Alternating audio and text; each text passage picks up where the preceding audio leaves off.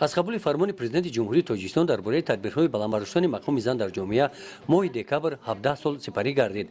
باشیده به همین موضوع در ناحیه به نام میر سید علی حمدانی با اشتراک زنان رابرت فعال زنان، سابقه‌داران مهنت و جوان دختران واخوری وسیع دایر گردید.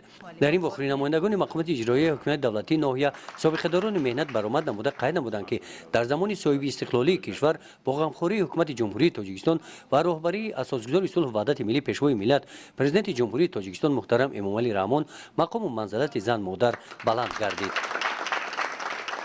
امروز در ناحیه میر سید علی حمدانی زنان موقع خود را دارند و همه در تشکیلات و مؤسسه ها فعالیت کاری دارند و روز صاحب کاری دارند.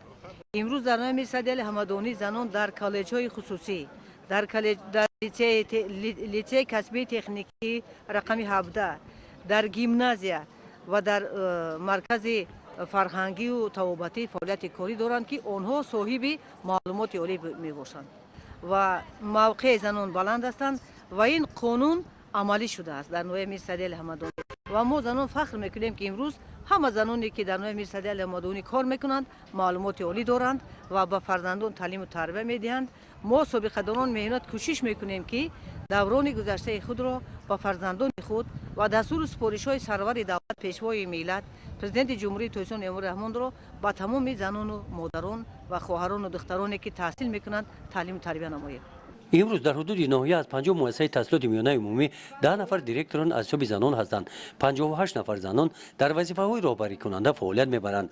1 نفر وکیل مجلس وکیلان خلق ولایت، 10 نفر وکیل ناحیوی، 41 نفر وکیلان جماعت‌ها، 2310 نفر سربران خوجگی‌های دهقانی میباشند. در ناحیه 131 نفر کارمندان تیپ با معلومات عالی فعالیت مینمایند که 12 نفرشان زنان میباشند.